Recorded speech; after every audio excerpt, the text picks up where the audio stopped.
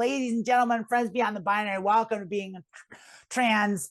I'm Amanda Bonanza. Next to me is Emily Kalin. And at the bottom there, looking enthusiastic and happy, is Lilith Electra, the illustrious Lilith Electra, looking so beautiful and so good and so happy in her tropical paradise in an undisclosed location. How's everyone doing today? Good. I always love it when we can get a swear word right in the first 4 seconds of a stream. Ooh, did I do that? Did I just do a Steve Urkel? Yeah, it was great. That was great. Is that bad? Are we not allowed to do that? That's how you with the YouTube monetization stuff, if you swear in the first bit or whatever, 7 seconds or something, yeah, because it's weird. You can swear within a video, but if it's in the first bit, then advertisers might not want to. Is it like The Wire, where their listing is like, you can listen for 7 seconds, and if they swear in that 7 seconds, then it's on. But if they don't swear, you got to stop listening. That's YouTube law right there. I think that's exactly where they got it from. They're like, they watched The Wire. It's like, we should set up our video streaming service exactly like this show. Yeah. Get Herc in there. They're watching. They're like, this is best practices. This is good. Good stuff there. It's like, their main dev is just guzzles fucking Irish whiskey. Like, whenever he's off, he sleeps on a mattress. It's great stuff. How's everyone doing? What's new in the world? Because we've got a bit of sadness. We don't want to. We want to be upbeat and happy and trans, but we got dysphoria. Where's dysphoria? It's reared its ugly head, and we're gonna talk about it a little bit, right? Because sometimes we don't always feel our best or feel like we look our best, and sometimes we're going through that. So we want to talk about it with y'all, so y'all can feel better about yourselves and share in the group sympathy and empathy that like all of us trans folk go through here and there. Yeah. Well, and I wanted to bring up this topic because I'm feeling it very strongly recently. I did tell the girls before the show started that I hate my body. I'm really disappointed in the results I've seen. I've been on HRT for about 6 years, and I'm just really disappointed in the lack of progress. And that, as Amanda said, this is a comedy show and we try and keep things light, but it's also we are on being trans, and trans issues are very important. It's important to talk about, I think. Yeah, and it's really easy to come up here and to present to put a persona forth and be happy and all that kind of stuff, and try and lead people in a way, by example, being up here. And it's an important reminder that we struggle as well. And yeah, I've been feeling that the last couple days. Just my body is not what I want. And it's not a good comparison because some of the people I'm comparing myself to have been getting surgeries recently. And that's another thing where, I've moved, I don't have access to healthcare yet. So my transition is really kind of stalled out, and surgery is not something that is available to me. I don't know when that'll happen. So I'm just kind of feeling really stuck in my transition and not seeing the progress I want. So I thought it would be important to kind of bring that up and talk through that. Present company included. I have seen friends that get really nice, luscious boobs off of HRT, and I have not. I feel like maybe they're kind of still growing incrementally, but I'm just like, where are my C's? Where are my C's? Everyone wants C cups. Every woman in the world wants C cups. I feel that's a blanket statement. It might not be true, but I feel like that's like kind of everyone's kind of, I just feel like, because there's women that have like really huge boobs, and they're like, oh, my tits are too big, they're annoying, they hurt my back, all this stuff. And like, they're like, I just wish I had C cups. And then there's women that have smaller breasts, and they're like, oh, I wish I had bigger boobs. I wish I had C cups. I feel like C cup He's like kind of the universal target. And of course, like there's variations. Not everybody's going to feel that way, but like, yeah, I mean, I did get lucky. I did get, but here's the thing is it wasn't just luck. I actually did things to help that along. And in addition to taking the hormones, I actually took supplements, and I recommend them to anyone that wants to do them. And for anyone, I think they would work for you too at your stage, Emily. I think they'll work for any woman who wants just a little more shape, which is like fenugreek and licorice root. If you just take those, that's really going to help your breasts. It's just a thing that those herbs do. There's another one called red maca root that you can get that like kind of gives your body a little more curvy shape to it. And it's by in and of by themselves, they don't do much, but if you take them like you take vitamins, like with your hormones, like they will actually ultimately do it. And the other thing that I use, and I know I've talked about this on the show before, is the secret magic weapon, which is this here, this magic titty cream, which is called Tatva's Herbs Organics Firming and Enhancing Cream. And like my friend Bethany showed it to me, and I started using it, and within not a very long time, my shit just blew up like a cup size. Like it's absolute magic. I've never seen it not work on somebody. It's just great stuff. I'm not a doctor. I don't know if it's safe, but it feels safe. I don't have any adverse effects from it. So like, it's one of those things where it's like, if, I think everybody is different in their transition, and like everybody's body is different. Yeah. Yeah, I would just say probably like, I'm sorry if I just hop in here. Like every person is different. So, everyone's going to have a different reaction. Nothing is guaranteed. What works for someone might not work for someone else. I actually had an augmentation and I'm happy with it. But yeah, I just wanted to get that out there, that every person's body is different. What works for someone else isn't a guarantee that'll work for you. Nothing that you're doing is guaranteed to work for someone else. And just keep that in mind when you take stuff. Don't take a bunch of stuff you just heard and then in like a year be like, how come it didn't work for me? It's like, well, yeah, this is just what someone did. And then, like I said, that at the outset, that's why this is a really important topic to bring up from time to time, because we can still fall into that trap of judging ourselves based on others or some ideal that we want to achieve. Making sure that you are working with a doctor, making sure that there is somebody to monitor your levels and all the different things that you wouldn't think about, that these different herbs and drugs and things, how they can interact in your body and the side effects they can have. So regardless of what it is that you do to try and transition, medical intervention is always the most important thing. You don't know what some of the other side effects or complications can be, and that is where you can get into a lot of trouble. The big point is we just can't judge ourselves based on others. And I guess that's really the crux of what I've been feeling recently. I've seen some close friends whose transitions have been moving forward, where mine has been stagnant for a while. And what is let me coach question you here. What does moving forward mean?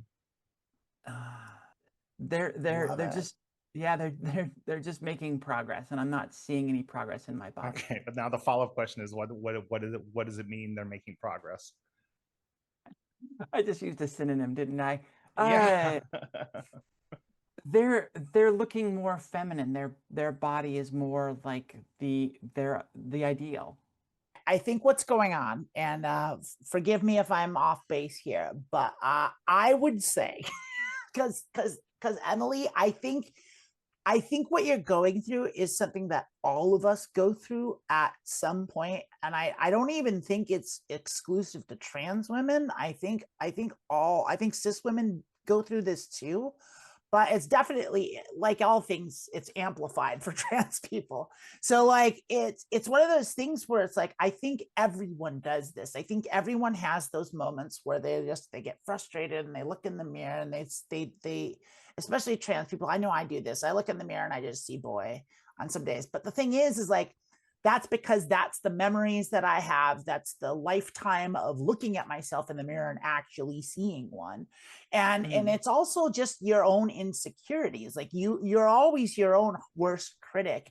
And like I find it like mildly ironic here because like I'm looking at you right now, Emily, and you're like the picture of femininity. Like you have like nice, supple, like narrow shoulders, and you've got like just you have all the things. Like there's no reason for you to be upset. Like and in many ways, like I'm jealous of your body, like in a lot of ways. And so like this is like, I think it's just a thing. And so it's all perspective because I know there's a lot of trans women that are like hearing this, that someone that looks like me or like you, and then they're like, oh, fuck you, or like, fuck you, I'm jealous of both of you or all of you or whatever it is. And we're also like on YouTube, like going out and like telling this to the world and demonstrating that. And so like I think it just depends. Like I think it's just important to understand that it doesn't matter like what you look like. The idea that there is some goal that you can get to, like I don't think is a realistic thing. I think it's self-defeating in a way because it isn't a goal. You're gonna end up looking like you no matter what, and everyone looks different, and no one, I've never met the person that was 100% satisfied with how they look ever. Yeah, never once. Lilith, I loved your comment in chat, and I'm sorry you had to put it in there. Would No, you say it's where I can get to say stuff. The chat is where I get to talk. Saying generic things like that doesn't give you a direction to go. So you're like, well, I'm not happy about this. And I always talk about this with people's jobs because I work with people who are like unhappy in their job. And they're like, I hate my job. But they can't tell me what they want. They can't tell me where they want to work. They can't tell me what they want to do. So it might be helpful, you know, if you have an idea of like, all right, so what are these things that you do want? What are the things that aren't happy about? Are those things you can work on? Your butt's not big enough. Are there exercises you can do every day to make your butt bigger? Are there things you can do to give yourself a waist or whatever? I don't know, like, I don't think you can wish your boobs bigger, but you can give the magic potions a try and do that. But I would say, so like really thinking about what it is, but also, and I just kind of put this in there as well, is recognizing where, like, you know, you've been 6 years, I think Amanda's been 6 years. I've been around. I just did finish my 7 years, and it's like kind of like maybe looking at those old photos and seeing how far you've changed and the growth you've got, because we for sure don't give ourselves credit for what we've done. It's like when we accomplish something, we kind of discount. It's like, well, if I did it, it couldn't have been too hard. And we forget how much change you've done, and especially you, like not only how much change you've made for yourself, but kind of the community you've built as well, which is a big part of that. And so giving yourself credit for that. And then, yeah, realizing like there are just things you can't control, and like being unhappy with your body is probably like a big part of just becoming a woman. And like you even mentioned, like living up to these beauty standards, or what the standards are, or what it should be. And there is no should. I mean, that's the one thing as trans people we should know. There's no should be, there's no normal person. It's just everyone is unique and different, and being comfortable with skin and being comfortable with who you are is part of that. It's okay to be, you know, jealous, as long as you don't let it like dominate your life, you know. I'm not gonna say you shouldn't be jealous. Like, no, we all see we're all Amanda jealous. and I always we used to joke about the thing, like you'd go on Reddit or Discord and like someone posts a picture and just like, I haven't even started hormones while I passed, and they're like 18 and you wouldn't have even known, you know, that they were. Yeah, it's just like, please shut up. I mean, don't shut up. Like, you're all welcome here, but sometimes like shut up. And I have my friends too that are like, are like my social media friends, and like, you know, like my friend Alexa in Colorado, like she's astonishing looking. She's so good. My friend Harper in Florida is incredible looking. June also in Florida, she's just amazing looking. I see, you know, all these people, and a lot of them younger. That's part of it too, is like we all started in our 40s, if I'm right. Like, and that definitely like does change the dimensions of things, because like time isn't on our side with regards to the physicalities of our transition. Like, it is really one of those things, the longer you have the wrong hormones flowing through you, the more quote unquote damage that it does. That's irreparable. And I think for the most part, like, I'm certain that if I had started my transition like at 18 or 16, that I would look radically different now. And like, same thing with anyone. But you know what? I've also met trans women that started their transition at 16, and they're like, I don't look feminine enough, and they're the picture of femininity. And they all say, everyone says the same thing. I've never met a trans person that was like, I started at exactly the right time. like it's always I wish I'd started earlier. I wish I'd started before, because the ideal time to start transitioning is before you start puberty. That's the right time. And anyone that does it after a moment after that, like, is technically going to be playing catch up to cis women, at least anyway. But that goes back to the comparison thing. Yeah, I would say that the exact right time is in the womb. That's the best time to start transition. So, you know, Lilith, yeah, right.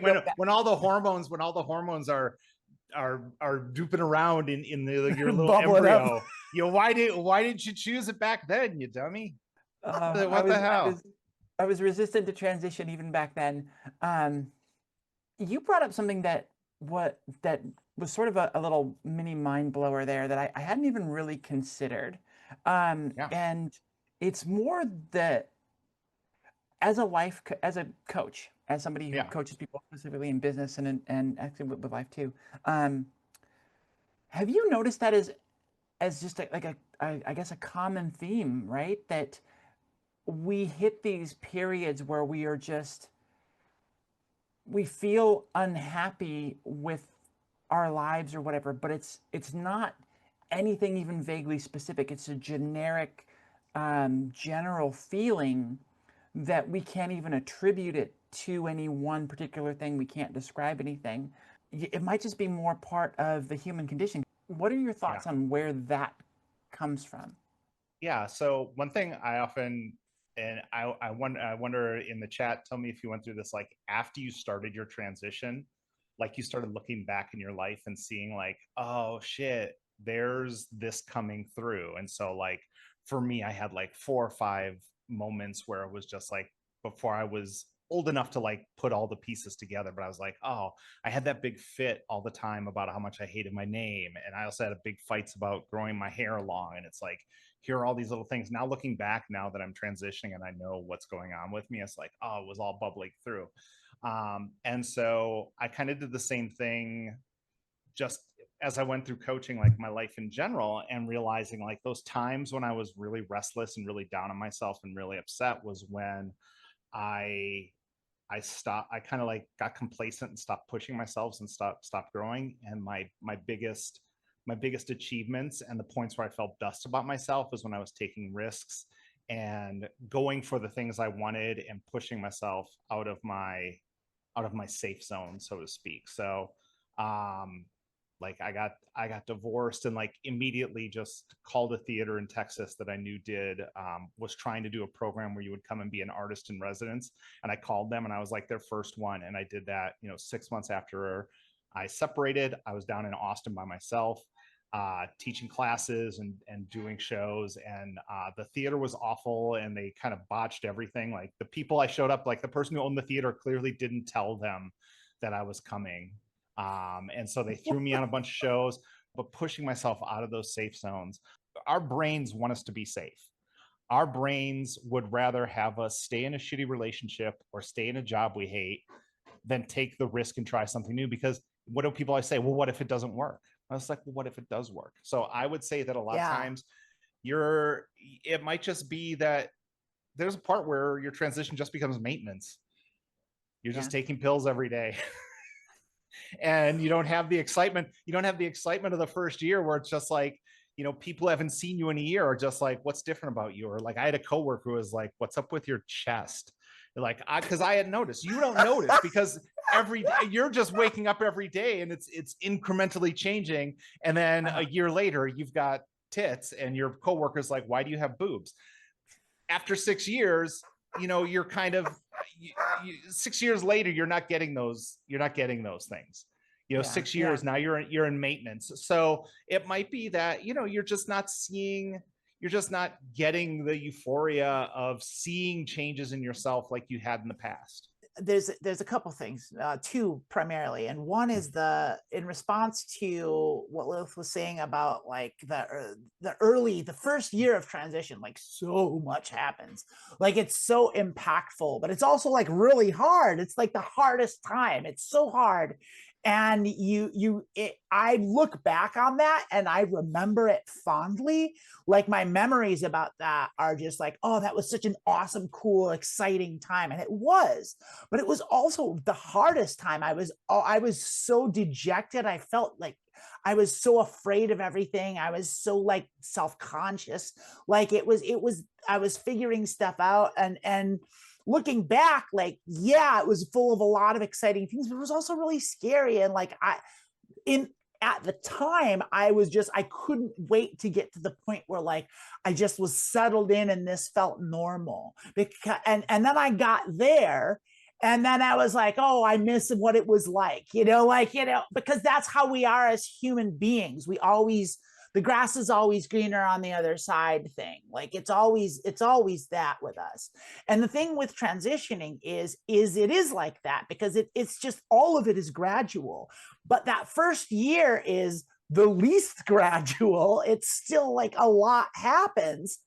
And then it tapers off after about the end of the second year.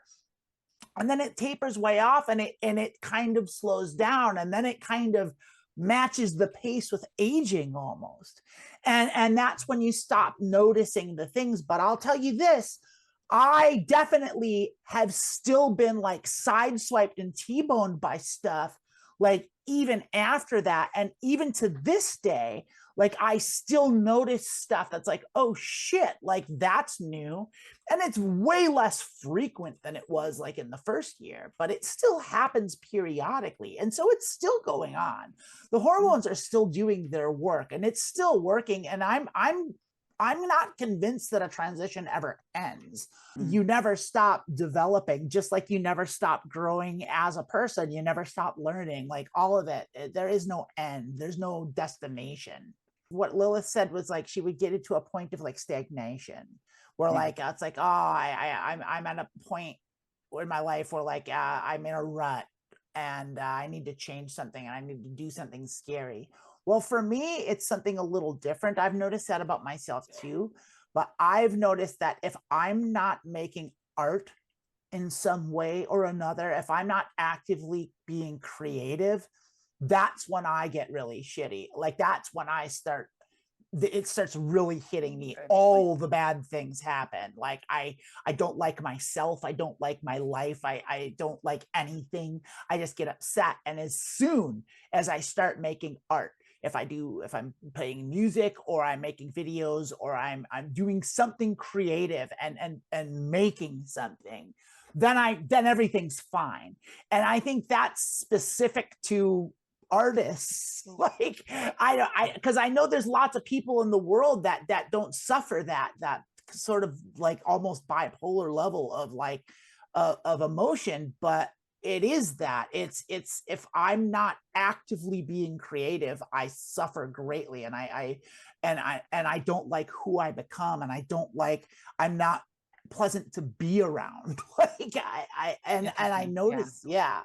And so it could be that too. It's like you did just move out of the country. You probably been spending most of your time making arrangements and doing business and packing and unpacking and fixing things and doing all this stuff that's not directly related to making art and building community, which is what you do.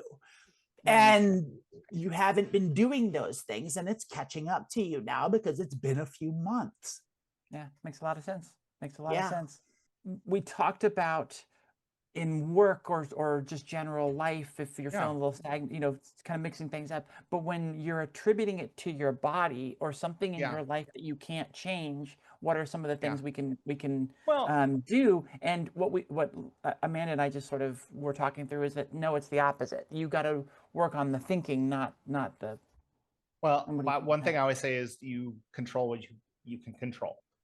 And that's why I said when it comes to your body, there are things you can't control, but there are things you can control. Like I said, there are exercises you can do for that luscious butt. There are clothes you can wear to accentuate your figure, you know, blah, blah, blah. But I think one thing I always talk about is, you know, if something is out of my control, then I try not to worry about it. And if something is within my control, then I try to do everything I can in that situation. One thing, and this sounds so corny, but this really helped me when I was struggling, even before I transitioned. Like I had the 2 years between my divorce and transition.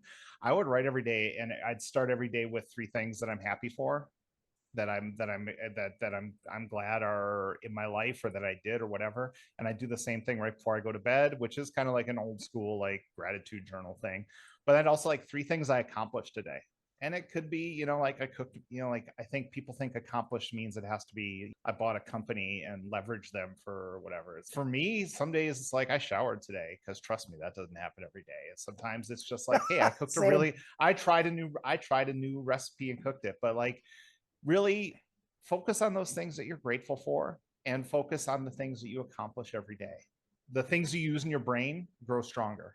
And if you develop positive pathways, if you're thinking positively, you start seeing it's rose-colored glasses is like a kind of insulting way to, but that's how you start seeing the world. When you start seeing the positive in the world, then that's how you live your life.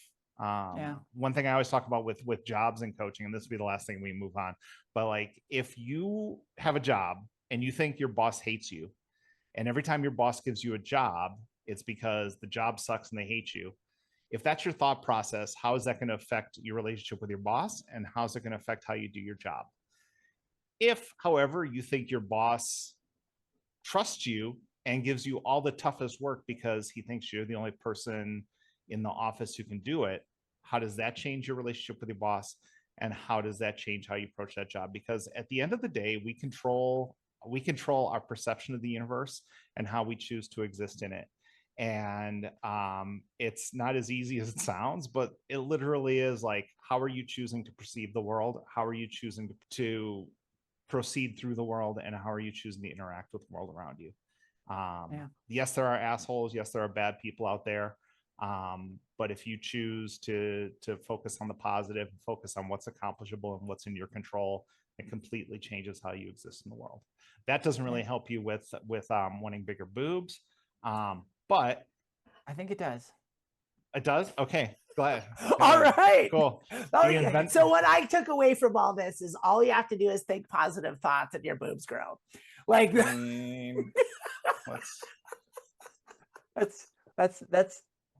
our lesson for today. I think actually, that was some poignant shit. I love it.